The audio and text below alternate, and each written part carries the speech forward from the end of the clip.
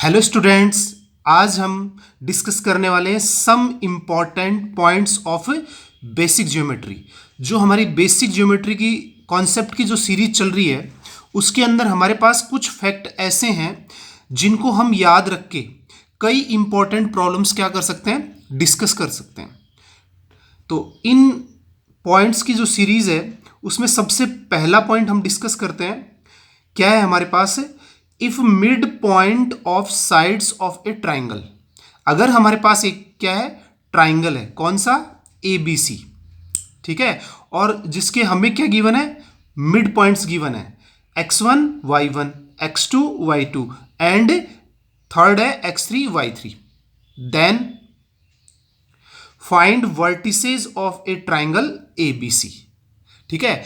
हमें क्या कहा जा रहा है कि अगर हमारे पास एक ट्राइंगल है ए बी और सी, ठीक है, ये आपको दिखाई दे रहा है ट्राइंगल, और हमें कह रहा है कि इसकी जो साइड्स हैं बी सी, सी ए और ए बी, इसके हमें क्या गिवन हो, मिड पॉइंट्स गिवन हो।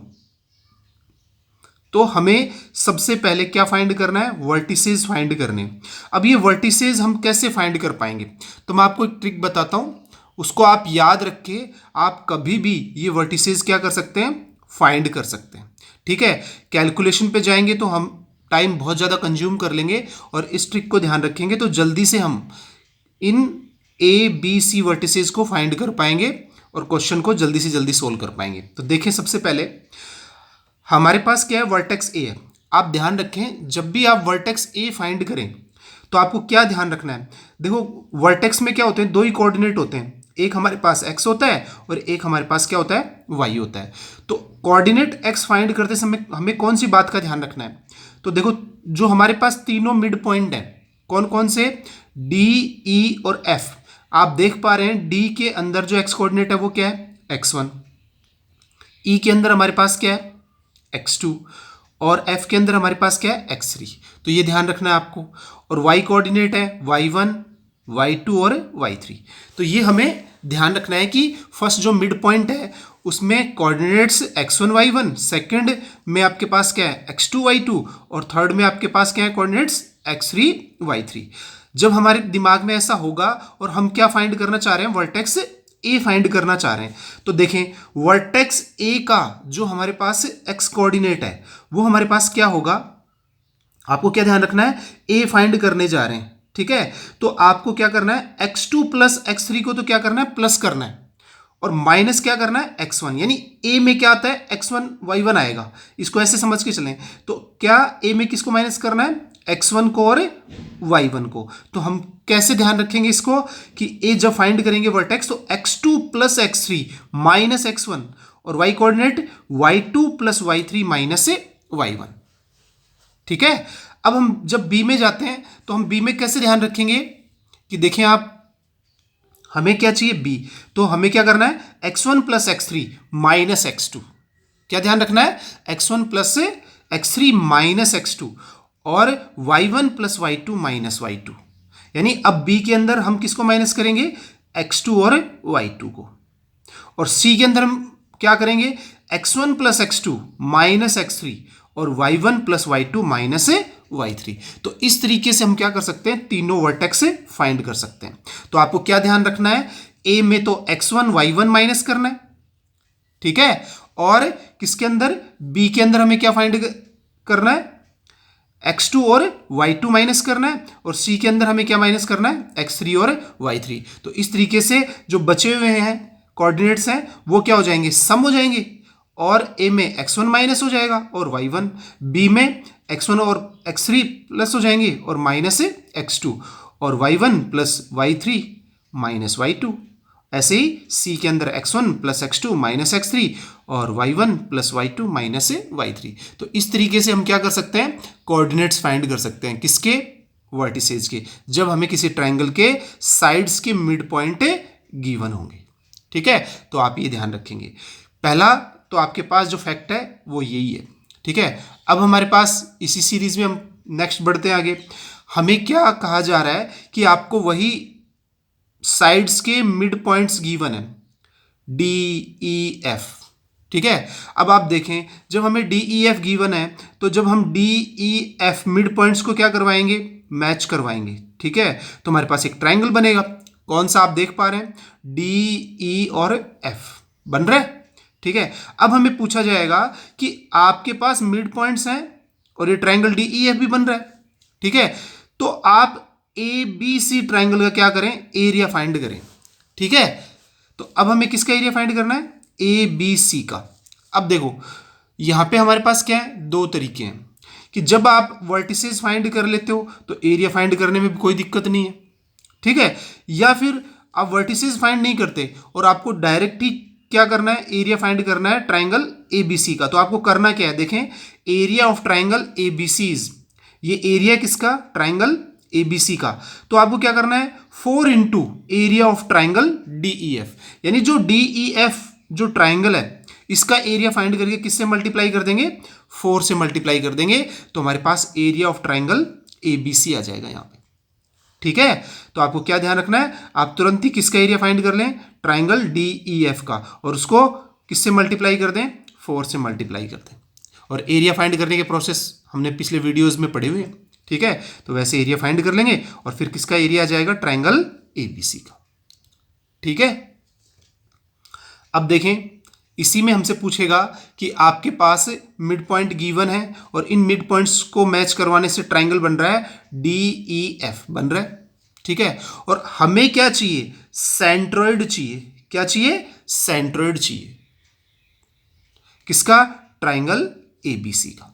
तो मैं यहां आपको बता दूं कि आप जब centroid of triangle ABC find करने जाएंगे, ठीक है ना, centroid of triangle A B C find करने जाएंगे, तो वो जो सेंट्रोइड है वो सेंट्रोइड ऑफ ट्राइंगल किसके इक्वल होगा, डी ई एफ के ही इक्वल होगा। किसके इक्वल होगा, डी ई एफ के ही इक्वल होगा।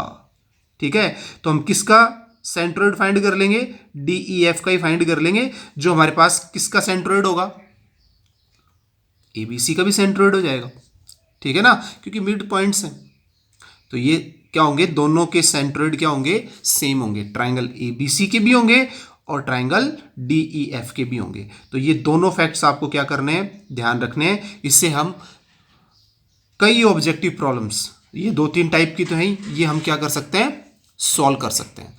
तो देखें आप, इसी फैक्ट्स को ध्यान में रखते हुए हम कुछ क्वेश्चन सॉल्व करेंगे, जिसमें देखो फर्स्ट क्वेश्चन है, इफ हमारे पास क्या है, -2 -3 and 4 -3 and 4 5 are mid points of the sides of a triangle ABC, then find.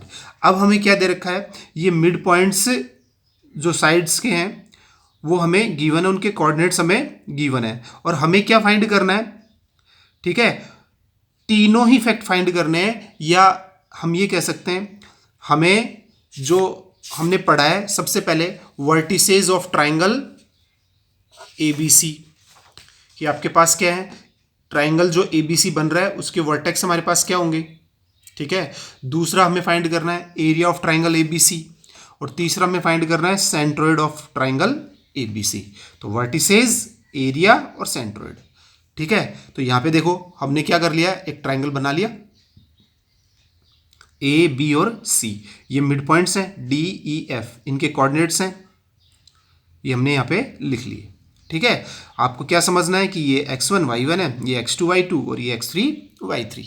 अब हम चलते हैं वर्टिसेस में। वर्टिसेस में मैंने आप लोगों को बताया कि a फाइंड करने जाएंगे तो x1 को माइनस करेंगे और y1 को, तो यहाँ पे x2 + x3 - x1, y2 + y3 - y1, यहाँ से वैल्यूज पुटअप करते हैं मिड पॉइंट से, तो 4 + 4 + 2 -3 + 5 -3।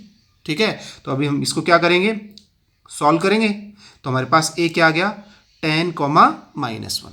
तो इस तरीके से हम क्या फाइंड कर लेंगे, वर्टेक्स से a फाइंड कर लेंगे। अब हम चलते हैं नेक्स्ट पे, देखो b में हमें क्या करना है, x1 + x2 - x2, यानी x1 + x3 - x2, y1 + y3 - y2। अब यहाँ पे वैल्यूज पुटअप करेंगे तो b हमारे पास क्या आएगा, -2 + 4 -4, 3 + 5 + 3। तो यहाँ से देखो 4 से हमारे पास क्या है, 4 क्या हो रहा है, कैंसिल हो रहा है, तो कितना बच गया, -2। 5 और 3 8 और 3 11। तो बी हमारे पास आ गया -2, 11।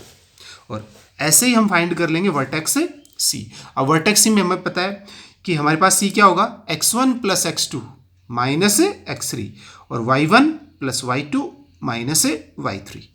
तो हमारे पास क्या होगा यहाँ पे -2 प्लस 4 -4 3 -3 -5। तो यहाँ से देखो 4 से 4 क्या हो गया, कैंसिल, 3 से 3 कैंसिल। तो हमारे पास क्या आ गया, सी वर्टेक्स -2, -5। तो इस तरीके से हम क्या कर सकते हैं, अगर हमें किसी ट्राइंगल के साइड्स के मिड पॉइंट गिवन है तो हम क्या कर सकते हैं, वर्टिसेस भी फाइंड कर सकते हैं। ठीक है। अब देखिए हमें क्या फाइंड करना था, एरिया फाइंड करना था किसका, ट्राइंगल एबीसी का। तो हमें पता है जब हमारे पास मिड पॉइंट्स गिवन हो किसी ट्राइंगल के और उनसे जो ट्राइंगल बनता है वो क्या बनता है, DEF। तो हम किसका एरिया फाइंड कर लेंगे, DEF का ही एरिया फाइंड कर लेंगे। किसका एरिया, DEF का, और उसको किससे मल्टीप्लाई कर देंगे, 4 से। तो देखें area of triangle ABC = 4 × 1/2, matrix method बताया है मैंने आपको पहले। x1 plus x2 plus x3 x1, y1 plus y1 y2 y3 और y1। अब यहाँ पे देखो कितने स्लॉट बनेंगे, 3 स्लॉट्स बनेंगे, फर्स्ट सेकंड और थर्ड। अब यहाँ पे जो तीनों स्लॉट बनेंगे हम उसमें वैल्यूज पुटअप कर लेते हैं मिड पॉइंट से, किसकी, x1 x2 और x3 की, y1 y2 और y3 की। ठीक है। तो ये वैल्यूज हमने क्या कर ली, इसमें पुटअप कर ली। तो हम पहले स्लॉट को क्या करेंगे, सॉल्व करेंगे। तो देखिए आप एरिया ऑफ ट्राइंगल ABC, तो ये 2 2 जा 4, 2 × 2 तो कितने हो गए, 6 - 12 प्लस 20 प्लस 12 प्लस 12 प्लस 10। ठीक है। अब हमारे पास वैल्यू आ गई 2 × -6 प्लस 32 प्लस 22। ओके। तो यहाँ पे इस वैल्यूज़ को अपन क्या करेंगे, कैलकुलेट करेंगे। तो यहाँ पे आप देख पा रहे हैं हमारे पास आएगा 2 × 54 - 6, तो यहाँ पे हो गया 2 × 48। दोनों को मल्टीप्लाई करेंगे तो हमारे पास एरिया ऑफ ट्राइंगल क्या आ गया ABC, 96 स्क्वायर यूनिट्स। ठीक है ना, क्या आएगा, 96 स्क्वायर यूनिट्स। तो ये हमारे पास क्या आ जाएगा, एरिया आ जाएगा। और अब हमें क्या फाइंड करना है, सेंट्रोइड फाइंड करना है, किसका, ट्राइंगल ABC का। तो हम किसका सेंट्रोइड फाइंड कर लेंगे, ट्राइंगल DEF का ही सेंट्रोइड फाइंड कर लेंगे। और वही हमारे पास क्या होगा, सेंट्रोइड ऑफ ट्राइंगल ABC। तो यहाँ पे देखें हमारे पास जो सेंट्रोइड ऑफ ट्राइंगल DEF है तो वो हमारे पास क्या होगा, x1 plus x2 plus x3 upon 3, y1 plus y2 plus y3 upon 3। अब यहाँ पे अपन क्या रखेंगे, वैल्यूज रखेंगे, किससे, DEF से। तो -2 + 4 + 4 अपॉन 3, 3 - 3 + 5 अपॉन 3। इसको हम कैलकुलेट करेंगे तो हमारे पास जो वैल्यूज आ रही है वो हमारे पास कितनी आ रही है, 6/3 और 5/3, 3 2 जा 6। तो हमारे पास जो सेंट्रोइड आ गया वो हमारे पास क्या आया है, यहाँ पे आप देख पा रहे हैं 2, 5/3। तो इस तरीके से हम क्या फाइंड कर लेंगे, यहाँ पे सेंट्रोइड फाइंड कर लेंगे ट्राइंगल ABC का। अब हम चलते हैं नेक्स्ट फैक्ट की तरफ। अब देखिए हमारे पास क्या है, एक इक्विलेटरल ट्राइंगल है। ठीक है।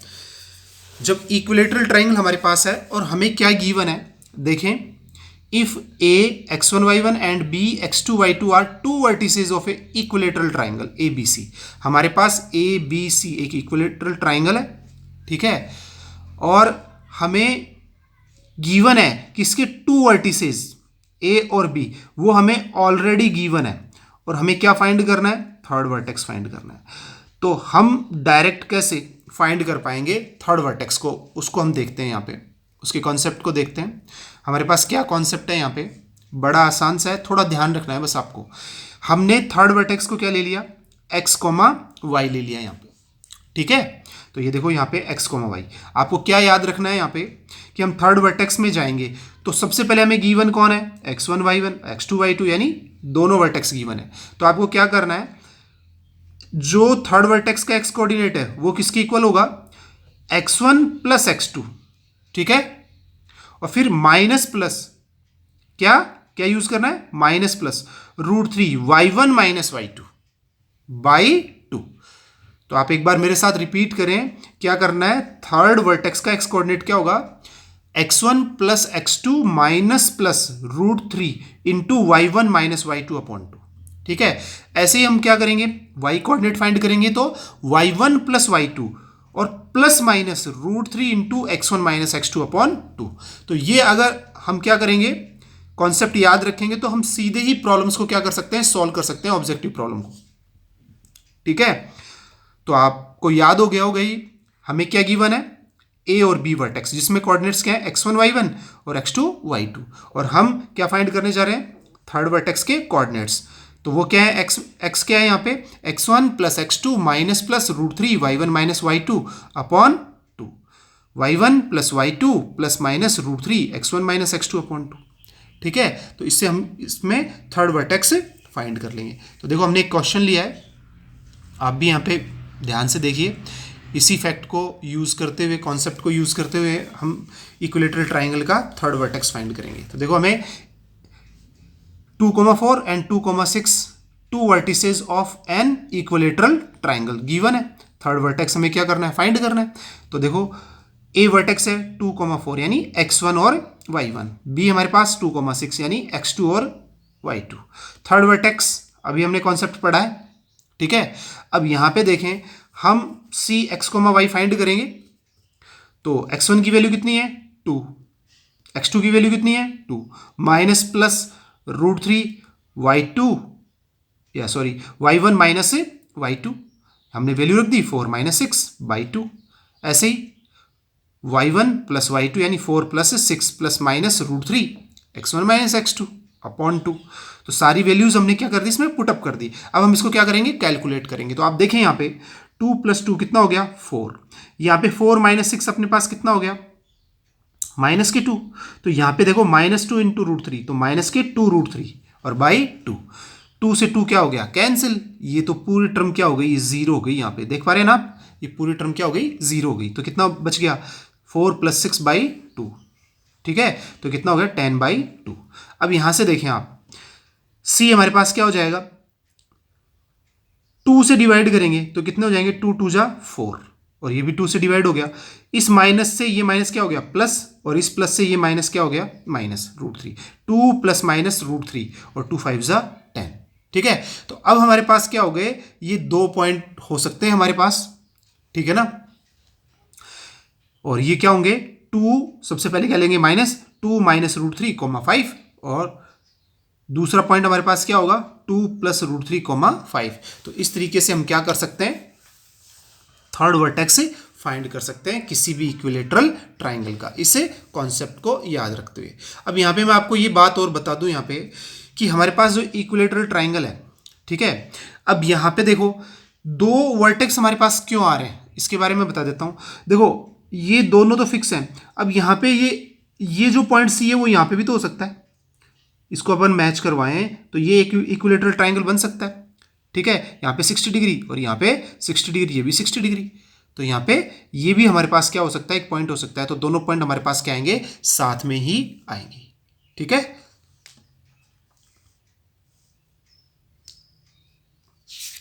अब देखो नेक्स्ट फैक्ट के ऊपर चलते हैं, जो इसी नॉट के ऊपर डिपेंड कर रहा है, जो हमने फोर्थ वाला पढ़ा है। इसमें क्या आपको ध्यान रखना है कि हमारे पास क्या है, एक राइट एंगल ट्राइंगल है। ठीक है ना, कैसा है, राइट एंगल ट्राइंगल, बस उसमें क्या है, वो हमारे पास आइसोस्केलस है। क्या है, आइसोस्केलस, और आइसोस्केलस है तो उसके साथ क्या कंडीशन है, हमें क्या फाइंड करना है, देखें, if A x1 y1 and B x2 y2 are end points of hypotenuse of a isosceles right angled triangle, then coordinates of third vertex of triangle ABC। अब आप देखें इसमें क्या कहना चाह रहा है हमें, ABC हमारे पास क्या एक ट्राइंगल है और कैसा है, राइट एंगल है, और ये दोनों साइड देख पा रहे हैं आप, AC और BC दोनों क्या है, इक्वल लेंथ की हैं, तो आइसोस्केलस तो वैसे बन गया। ठीक है, बट हमें क्या गिवन है, एंड पॉइंट्स ऑफ हाइपोटेनस। ठीक है, AB गिवन है और BB। अब हमें क्या फाइंड करना है, थर्ड वर्टेक्स फाइंड करना है। क्या है हमारे पास, राइट एंगल ट्राइंगल, कैसा है, आइसोस्केलस है, और उसके एंड पॉइंट्स गिवन है, किसके, हाइपोटेनस के। ये ध्यान रखें क्या गिवन है, एंड पॉइंट्स ऑफ हाइपोटेनस। हमें थर्ड वर्टेक्स यानी intersecting point of perpendicular sides find करना है हमें, जो थर्ड वर्टेक्स है। ठीक है, तो जो फॉर्मूला हमारा पहले था इक्विलेटरल ट्रायंगल में, उसको मॉडिफाई करना है। आपको क्या ध्यान रखना है, फॉर्मूला सेम रहेगा, आपको √3 हटा लेना है वहां से। क्या हटा लेना है? √3। तो हमारे पास क्या हो जाएगा, third vertex C x comma y is equal to x1 plus x2 minus plus y1 minus y2 upon 2, y1 plus y2 plus minus x1 minus x2 upon 2। तो ये हमें क्या दे देगा, थर्ड वर्टेक्स दे देगा, किसके? आइसोस्केलस राइट एंगल्ड ट्राइंगल के। और ये ए और बी क्या है इसके? End points of hypotenuse. ठीक है, अब हमारा देखो क्वेश्चन है हमारे पास, two opposite vertices of a square are -1, 2 and 3, 2, then find coordinates of the other two vertices. देखो इसी इफेक्ट को अपन इसमें स्क्वायर में काम में लेंगे। कैसे काम में लेंगे? हमें एक डायगोनल है, कौन सा? AC, इसके अपोजिट वर्टिसेस गिवन है। देखो A -1, 2, C हमारे पास 3, 2। अब हमें दोनों जो अदर वर्टिसेस हैं वो हमें फाइंड करने।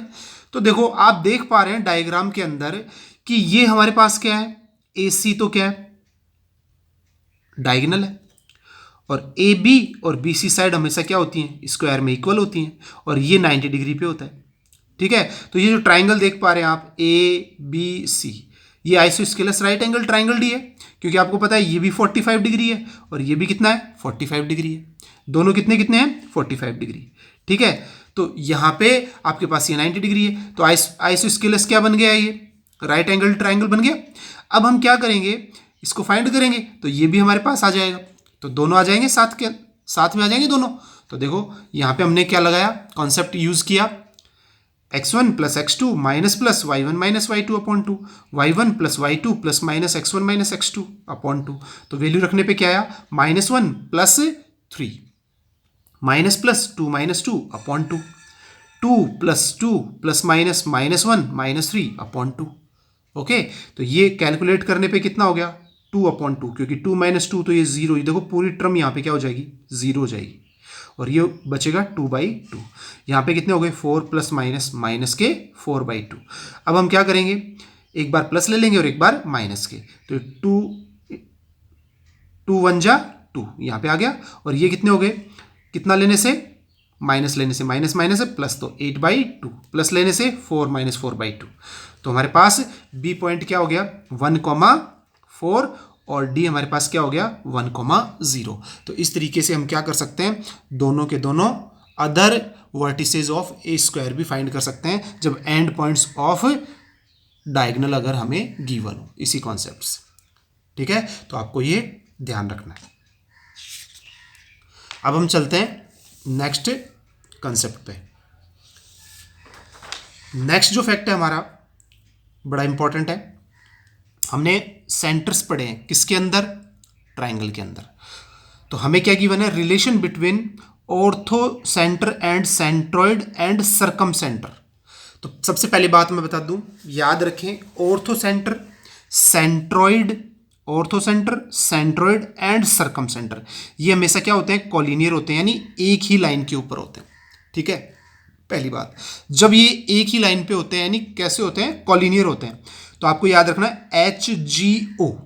क्या याद रखना है, HGO, ऐसे एक ही लाइन पे होते हैं।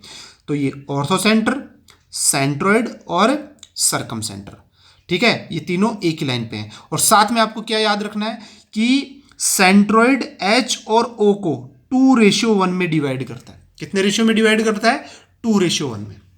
ठीक है, तो ये हमारा कॉन्सेप्ट है कि हमारे पास orthocentre, centroid and circumcentre collinear होते हैं, और सेंट्रॉइड H और O को कितने रेशियो में डिवाइड करता है, 2:1 में डिवाइड करता है। ठीक है, तो अब हमें अगर दो सेंटर भी कोई तीनों में से गिवन है, तो हम क्या कर सकते हैं, थर्ड सेंटर फाइंड कर सकते हैं। कैसे फाइंड कर सकते हैं, अब आप देखो हमने क्या लिया, एग्जाम्पल लिया, क्या, if the orthocentre and centroid of a triangle are -3,5 and 3,3। ठीक है, ये हमें गिवन है, हमें क्या फाइंड करना है, सर्कम सेंटर फाइंड करना है। तो देखो H हमें गिवन है -3,5। जी भी हमें गिवन है 3,3 और हमें क्या फाइंड करना है, सरकम सेंटर। तो हमने उसको क्या ले लिया, x, y। देन ये कॉलिनियर है, ठीक है। जब ये आपके पास क्या है, कॉलिनियर है, ठीक है, तो आप देख पा रहे हैं कि हमारे पास h -3,5, g 3,3 और o को हमने क्या ले लिया, x, y। रेशियो हमें याद रखना है 2:1। तो देखो एक लाइन गिवन है, ये पॉइंट भी गिवन है, तो कौन सा डिवीजन लगा देंगे, इंटरनल डिवीजन लगा देंगे, ठीक है। तो इंटरनल डिवीजन का हम फॉर्मूला यूज कर रहे हैं यहाँ पे, ठीक है। तो g हमारे पास कितना है 3,3, m1 कितना है 2, x2 कितना है x, तो कितना हो गया 2x, और m2 हमारे पास कितना है 1, और x1 हमारे पास कितना है -3, तो कितना हो गया 2x - 3/3। ऐसे ही 2y + 5/3। अब यहाँ पे दोनों पॉइंट्स आपस में क्या है, इक्वल है, ठीक है। अब जब दोनों पॉइंट आपस में गिवन है तो कोऑर्डिनेट्स भी क्या होंगे, इनके इक्वल होंगे। तो 2x - 3/3 = 3 और 2y + 5/3 = 3। अब हम इसको क्या करेंगे, सॉल्व करेंगे। तो 2x - 3 = 9, 2x = 12 और 2 से 12 डिवाइड हो जाएगा तो x की वैल्यू कितनी आ गई, 6 आ गई हमारे पास। कितनी आ गई, 6 आ गई, ठीक है। तो अब आप देखें 2y + 5/3 = 3, तो 2y + 5 = 9, तो 2y = 9 - 4 यानी 4। अब 4 2 से डिवाइड हो जाएगा तो y की वैल्यू कितनी हो गई, 2। तो हमारे पास x भी आ गया और y भी। तो हमारे पास जो सरकम सेंटर है उसके कोऑर्डिनेट x और y क्या होंगे, 6,2।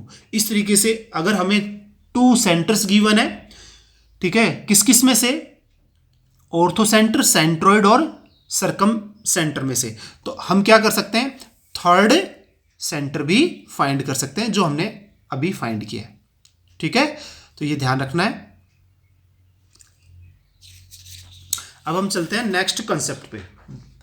बहुत इंपॉर्टेंट कंसेप्ट है और आपको ध्यान रखना है, सिर्फ माइंड में आपको ध्यान रखना है किस तरीके से हम रिफ्लेक्शन कर पाएंगे। तो देखो क्या कॉन्सेप्ट है हमारा, रिफ्लेक्शन ऑफ ए पॉइंट। यानी हमारे पास एक पॉइंट है P, x, y। तो यहां पे आप देख पा रहे हैं कि हमने क्या लिया है, एक पॉइंट P लिया है x, y, ठीक है। दूसरी कंडीशन, ये हमारे पास क्या है, x एक्सिस, ये हमारे पास क्या है, y एक्सिस, ठीक है। और ये लाइन ली हमने, ये वाली, ये हमारे पास क्या होती है, y = x। कौन सी लाइन होती है, y = x, जो दोनों एक्सिस से इक्वल एंगल बनाती है, यानी 45 डिग्री एंगल बनाती है। तो ये लाइन ले ली। तो हमारा सबसे पहला कॉन्सेप्ट है कि रिफ्लेक्शन की बात कर रहे हैं, तो हमारे P पॉइंट का जो रिफ्लेक्शन है ना, वो किसके अंदर, लाइन y = x के अंदर। किसके अंदर, y = x के अंदर। तो आपको क्या याद रखना है कि जब हम किसी लाइन के अंदर किसी पॉइंट का रिफ्लेक्शन लेंगे, और वो लाइन कौन सी होनी चाहिए, y = x, तो उसका रिफ्लेक्शन क्या हो जाएगा, y, x, यानी ये कोऑर्डिनेट्स आपस में क्या हो जाएंगे, चेंज हो जाएंगे। x कोऑर्डिनेट y हो जाएगा और y कोऑर्डिनेट क्या हो जाएगा, x हो जाएगा। तो आपस में क्या कर देने, चेंज कर देने, ठीक है। अब हम बात करते हैं किसकी, x एक्सिस के अंदर पॉइंट कहां पे है, फर्स्ट क्वाड्रेंट में, और हमें रिफ्लेक्शन किस में लेना है, x एक्सिस में। तो हमारे पास जो रिफ्लेक्शन होगा वो फोर्थ क्वाड्रेंट में हो जाएगा, यानी वो क्या हो जाएगा, p x, -y हो जाएगा। पॉइंट कहां पे है, फर्स्ट क्वाड्रेंट में, रिफ्लेक्शन x एक्सिस में कहां पे आएगा, फोर्थ क्वाड्रेंट में। सीधा आप देख पा रहे हैं ये, क्योंकि ये डिस्टेंस और ये डिस्टेंस क्या होंगी, इक्वल होंगी, तो ये रिफ्लेक्शन यहाँ पे आएगा। तो क्या हो जाएगा, x, -y। अब P फर्स्ट क्वाड्रेंट में, हमें रिफ्लेक्शन किस में लेना है, y एक्सिस में। तो रिफ्लेक्शन पॉइंट कहाँ पे होगा, सेकंड क्वाड्रेंट में। तो सेकंड क्वाड्रेंट में पॉइंट क्या हो जाएगा, P -x, y। तो तीनों हमारे पास क्या हो गए, रिफ्लेक्शन। y = x में कोऑर्डिनेट्स आपस में क्या हो जाएंगे, चेंज हो जाएंगे, और x एक्सिस में रिफ्लेक्शन कहाँ जाएगा, पॉइंट जब कहाँ होगा, फर्स्ट क्वाड्रेंट में होगा, तो कहाँ आएगा, फोर्थ क्वाड्रेंट में। पॉइंट क्या हो जाएगा, x, -y। और y एक्सिस में रिफ्लेक्शन कहाँ होगा, सेकंड क्वाड्रेंट में। p क्या हो जाएगा, -x, y। अब हम बात करते हैं कि हमारा जो रिफ्लेक्शन है वो ओरिजिन में कहाँ पे होगा, वो होगा थर्ड क्वाड्रेंट में। तो हमारे पास जो पॉइंट फर्स्ट क्वाड्रेंट में था x, y, वो हमारे पास क्या हो जाएगा, -x, -y हो जाएगा, ठीक है। तो ये हमें रिफ्लेक्शन ध्यान रखना है, ठीक है। तो यहां पे देखो हमने लिया भी है कि हमारे पास क्या है, पॉइंट x, y है, उसका रिफ्लेक्शन किस में, x एक्सिस में। कहां पे मिलेगा आपको, फोर्थ क्वाड्रेंट में, तो x, -y। रिफ्लेक्शन किस में, वाई एक्सिस में, सेकंड क्वाड्रेंट में माइनस एक्स कोमा वाई, और रिफ्लेक्शन ओरिजिन में थर्ड क्वाड्रेंट में जाएंगे minus x comma minus y, और reflection on y is equal to x, coordinate आपस में क्या कर देंगे, चेंज कर देंगे। ठीक है, तो ये हमारे पास क्या होगा, रिफ्लेक्शन होगा एक पॉइंट का, जब वो किस में होगा, फर्स्ट क्वाड्रेंट में। ठीक है, अब देखें हमारे पास क्वेश्चन है, if B is the reflection of the point A 1,2 with respect to line y is equal to x. हमें कह रहा है कि हमारे पास बी क्या है, रिफ्लेक्शन है, कौन से पॉइंट का, ए का। तो आप देख पा रहे हैं दोनों कोऑर्डिनेट्स एक ही क्या प्लस के, तो ये कौन से क्वाड्रेंट में, फर्स्ट में। ठीक है, किस में है, फर्स्ट में। और रिफ्लेक्शन किस में चाहिए, y is equal to x में। तो y is equal to x में जब रिफ्लेक्शन चाहिए तो ये कोऑर्डिनेट्स आपस में क्या हो जाएंगे, चेंज हो जाएंगे। ठीक है, आगे देखेंगे हम सॉल्यूशन में। फिर क्या पूछ रहा है, alpha beta is the reflection of B with respect to y is equal to 0। तो आपको क्या बताना है, अब जो आपके पास क्या आ गया, बी आ गया, उसका रिफ्लेक्शन हमें किस में बताना है, वाई इज इक्वल टू 0 में। वाई इज इक्वल टू 0 कौन है, एक्स एक्सिस है। कौन है, एक्स एक्सिस है, क्योंकि हमने पढ़ा है इक्वेशन ऑफ एक्स एक्सिस क्या होती है, वाई इज इक्वल टू 0 होती है, क्योंकि एक्स एक्सिस के ऊपर वाई की वैल्यू क्या होती है, 0 होती है। ठीक है, तो अब हमें बी फाइंड करने के बाद रिफ्लेक्शन किस में फाइंड करना है, एक्स एक्सिस में। तो आप देखें हमारा पॉइंट क्या था, ए, कितना गिवन है, 1,2। अब हमें क्या रिफ्लेक्शन किस में लेना है, y is equal to x में। तो कोऑर्डिनेट्स आपस में क्या हो गए, चेंज हो गए। तो 2,1, तो हमारे पास कौन आ गया, बी आ गया, कितना हो गया, 2,1। अब हमें इस पॉइंट का रिफ्लेक्शन किसके अंदर लेना है, reflection of B 2,1 with respect to y is equal to 0, यानी एक्स एक्सिस में। पॉइंट किसके अंदर है, बी फर्स्ट क्वाड्रेंट में, रिफ्लेक्शन किस में लेना है, एक्स एक्सिस में। तो कहां पे मिलेगा हमें, फोर्थ क्वाड्रेंट के अंदर। किस में मिलेगा, फोर्थ क्वाड्रेंट में। तो हमारे पास अल्फा बीटा क्या हो जाएगा फोर्थ क्वाड्रेंट में, 2,-1। तो ये पॉइंट फोर्थ क्वाड्रेंट में क्या हो जाएगा, 2,-1। ठीक है, तो इस तरीके से हम क्या ले सकते हैं, पॉइंट्स के रिफ्लेक्शन ले सकते हैं। तो इस वीडियो में हमने कई कॉन्सेप्ट हमने डिस्कस किए, जिनको हम डायरेक्ट याद रख के ऑब्जेक्टिव प्रॉब्लम्स आएंगी उनको हम बड़ी आसानी से जल्दी से सॉल्व कर पाएंगे। ठीक है, तो आप इन क्वेश्चंस के लिए इन फैक्ट्स को क्या करें, रिवाइज करें। ठीक है।